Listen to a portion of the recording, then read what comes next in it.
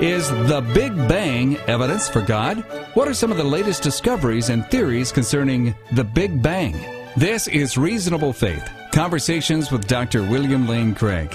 I'm Kevin Harris, and I want to remind you as we begin this conversation that there are many resources like this podcast available at reasonablefaith.org. Transcripts and recordings of Dr. Craig's debates on college campuses around the world, articles, questions and answers, a discussion forum, and much more. Available now at reasonablefaith.org.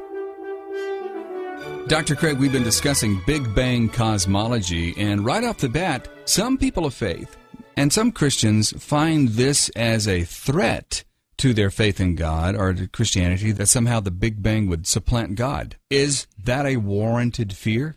I don't think so at all, Kevin. The Big Bang doesn't explain why the universe came into being.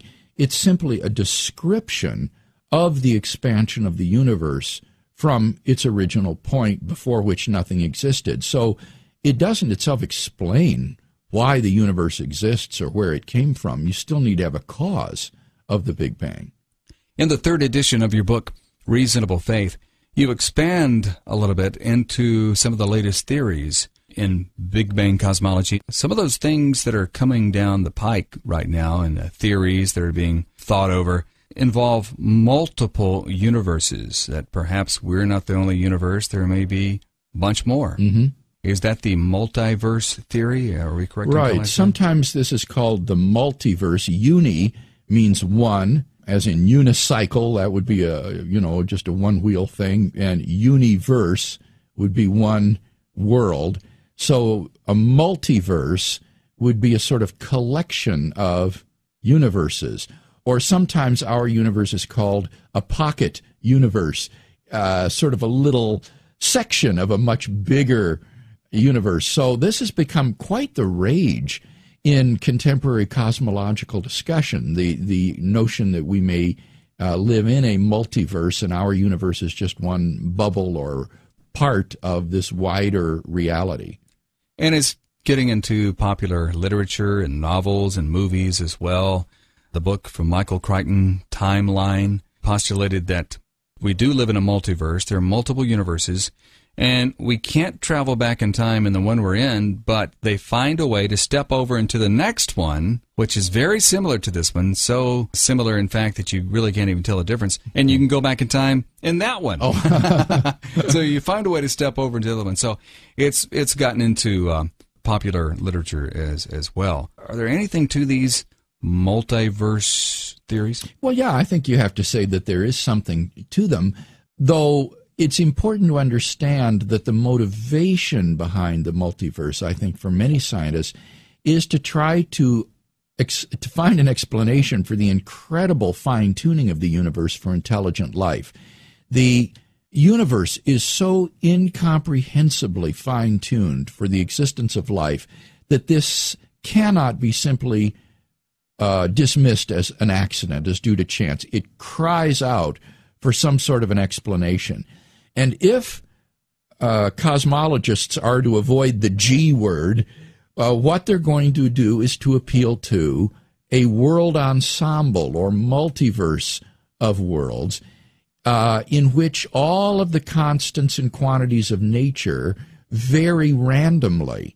And if there is an infinite number of these universes within the world ensemble, then by chance alone, finely tuned universes will appear somewhere in the ensemble, and the observers that exist within them will look out and see a finely tuned universe for their existence and think, gosh, there must be a designer, when in fact it's all just due to chance. So the multiverse hypothesis, for many scientists, is really an attempt to multiply your probabilistic resources so as to reduce the improbability of getting a finely tuned universe by chance. It's like saying there's not just one spin of one roulette wheel, but there are billions of roulette wheels spinning, so somewhere in the system your number's going to come up. You mentioned the fact that if the universe had not allowed intelligent life, then we wouldn't be here to observe it and so on. We've discussed that in other programs, and you've written on that, Dr. Craig. But it brings up the anthropic principle and the weak anthropic principle. What is the difference between the two? Well, I really don't think that there is a difference between the two. I think that the differentiation between strong and weak versions of the anthropic principle is unhelpful. What the anthropic principle basically says is that our own existence acts as a kind of selection effect upon what we can observe. Namely, we can't observe universes that are incompatible with our existence, because if it were, say, too hot or too dense or expanding too rapidly, those conditions would not be conducive to life, and so we couldn't exist to observe them. And so, by its very nature, our existence acts as a kind of selecting factor on what universes we can observe. We can only observe universes which are appropriately fine-tuned for our existence. And the anthropic principle can be used in conjunction with a world ensemble to say that in the world ensemble of randomly ordered universes, by chance alone, finely tuned universes will appear, and of course only those universes can be observed by observers, because in all the other ones there aren't any observers. No, there isn't any life. So by its very nature, the observers will observe finely tuned universes. And so we shouldn't really be surprised when we look out and see our universe fine-tuned for our existence. Doesn't cry out for a creator or a designer. Rather, it's just by chance, and we couldn't observe anything else. Our observing the universe as a sort of selection process is not the same as saying we create the universe by our observation. Right, that's absolutely correct. That would be a misunderstanding. The idea is not that our existence somehow makes the universe fine-tuned for our existence, or that our existence somehow explains why the universe is fine-tuned for our existence.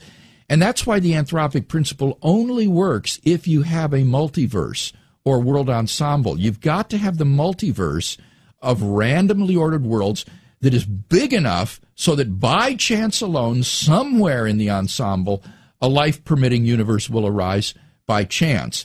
And then you can use the anthropic principle to tell those observers, well, look, you couldn't observe anything else, so why are you surprised?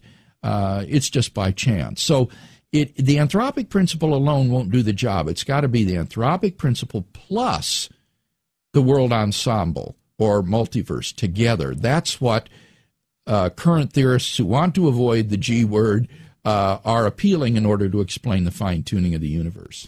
Let's go to John Leslie's firing squad illustration. I think we might can tie some of this together. Why did he give this analogy of the firing squad? What is it? How does it relate, and what is it? Well, he gave this analogy because early on people were trying to use the anthropic principle on its own to get rid of design. They were trying to just say, well, you oughtn't to be surprised at the fine-tuning of the universe for life, because after all, if it weren't fine-tuned, you wouldn't be here to be surprised about it. So it's no big deal. Well, Leslie said that is like being dragged in front of a firing squad of 100 trained marksmen, all with rifles, aimed at your heart at point-blank range, and you hear the command given, ready, aim, fire, and then you hear the roar of the guns, and then you observe that you're still alive, that all of the 100 marksmen missed. Now, Leslie says, what would you conclude in this case? You wouldn't be surprised that you don't observe that you're dead, because if you were dead, you couldn't observe it. So that's right. There's no surprise that you don't observe that you're dead. But you should still be surprised that you do observe that you're alive, in view of the improbability of all of these marksmen missing. Given the improbability that they would all miss, you should be very surprised that you observe that you're alive, even though you're not surprised that you don't observe that you're dead. Yeah. And in fact, you would probably conclude that they all missed on purpose, that it was a result of some kind of a setup engineered by someone for some reason.